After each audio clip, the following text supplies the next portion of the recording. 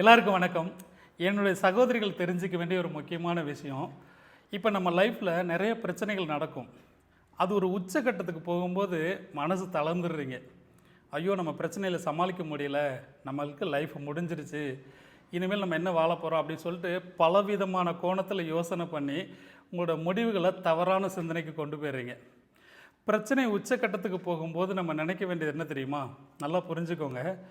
நம்ம வாழ்க்கை முடிய போகிறதில்ல, அந்த பிரச்சனை தான் முடிய போகுது. ஏன்னா ஒரு பிரச்சனை அதிகபட்ச உச்சக்கட்டத்துக்கு போகும்போது அந்த பிரச்சனைக்கு முடிவு வரப்போகுதுன்னு அர்த்தம்.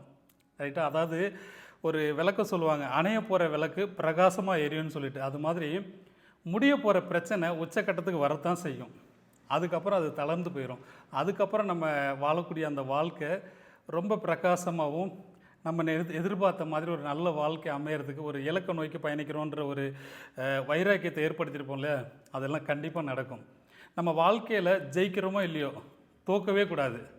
அப்போது பிரச்சனைகள் எதுவாக இருந்தாலும் சரி, பணப்பிரச்சனை இருந்தாலும் சரி, மனப்பிரச்சனைகள் இருந்தாலும் சரி, இல்லை நம்ம சுற்றி இருக்கிறவங்களால பல கோணங்கள் எவ்வளோ பிரச்சனைகள் இருக்குது. நம்ம ஒவ்வொருத்தவங்களோட வாழ்க்கையிலும் ஒவ்வொன்றும் இருக்கும்.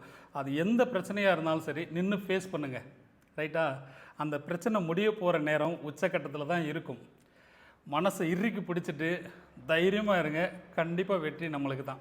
வெற்றி இல்லையோ இருக்கோ இல்லையோ, நம்ம தோல்வி அடையக்கூடாது. அதுதான் என்னோடய பாணி. அதை நீங்கள் ஃபாலோ பண்ணணுங்கிறது இந்த அண்ணனோட ஆசை. ரைட்டா? பாய்.